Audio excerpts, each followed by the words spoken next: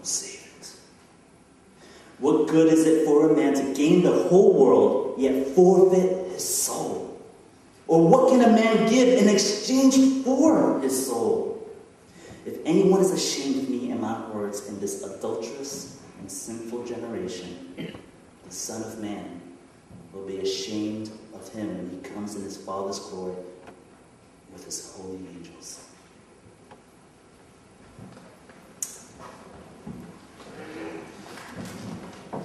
Again, the story of Jesus that the gospel writer Mark paints for us drives home this point, that Jesus is the Messiah.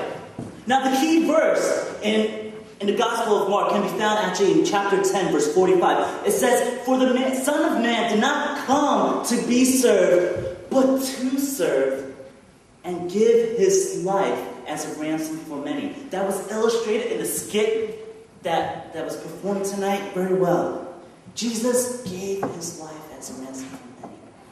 But more importantly, he came to serve. I just want to cover two things tonight. Just who is this Messiah, and what does it mean for us? What does it mean for us? So exactly, what does it mean that Jesus is the Messiah? The first thing we need to see clearly is that Jesus is the fulfillment of all the things that were spoken about in the Old Testament. He is the fulfillment of everything that is spoken about in the Bible. Everything points to Jesus. Everything. I'm sure some of you guys know that already. I'm sure some of us have heard it all before. Easter after Easter, we come here and we hear this message about the Son of God. We hear this message that Jesus is the Messiah. We hear this message about who Jesus is. Just when you think you know Jesus, there's so much more. There's so much more. I don't know about you guys, but it's like watching the show 24. I don't know how many of you guys watch TV, but some nights when I put Jaden down, that's my son's name, me and my wife enjoy this date that we have on Monday nights. It's called 24 Night. We have a love affair with this show. But when you watch it, you think you have the show's formula down. You think you know what's going to happen next. But they throw you. They completely throw you. You think this guy's going to die. You think that's going to die. And they don't. And then what they do is they kill this guy. And then they kill this guy. All in the same episode. And you're like, what's going on?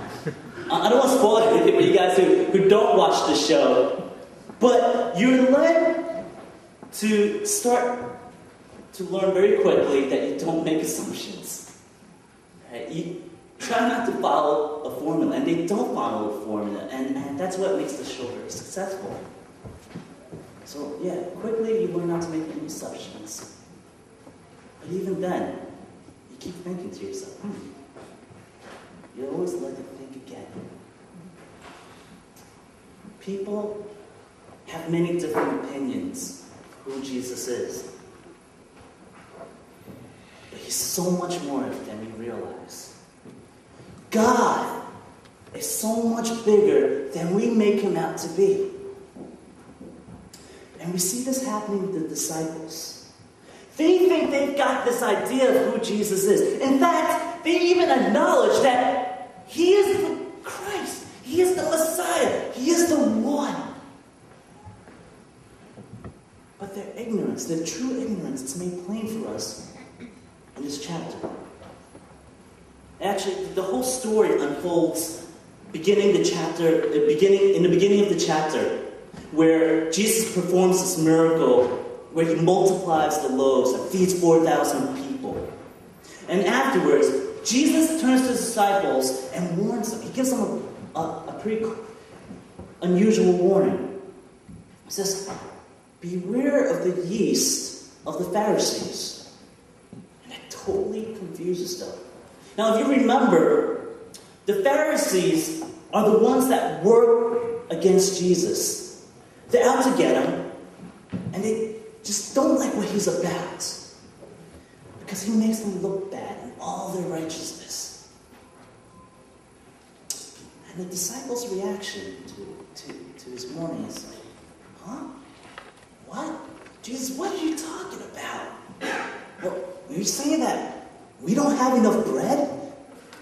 I mean, before they fed 4,000 people, and Jesus is talking about yeast, bread.